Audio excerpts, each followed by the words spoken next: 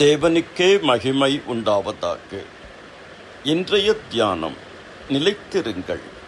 வேத பாடம் யோவான் 15வது அதிகாரம் 1 முதல் 10 வசனங்கள். கர்த்தரில் நிலைத்திருங்கள். யோவான் 15வது அதிகாரம் 4 முதல் 6 வரை. கர்த்தருடைய வார்த்தையில் நிலைத்திருங்கள். யோவான் 15:7. கர்த்தருடைய அன்பில் நிலைத்திருங்கள். யோவான் 15வது அதிகாரம் 9, 10. முடிவு பரியந்தும் நிலைத்திருக்கிறவன் ரட்சிக்கப்படுவான். அவனவன் தான் அழைக்கப்பட்ட நிலைமையிலே நிலைத்திருக்க கடவன்.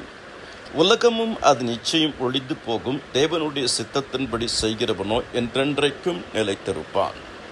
விசுவாசத்தில் நிலைத்திருங்கள். கிருபையில் நிலைத்திருங்கள். ஜெபத்தில் நிலைத்திருங்கள்.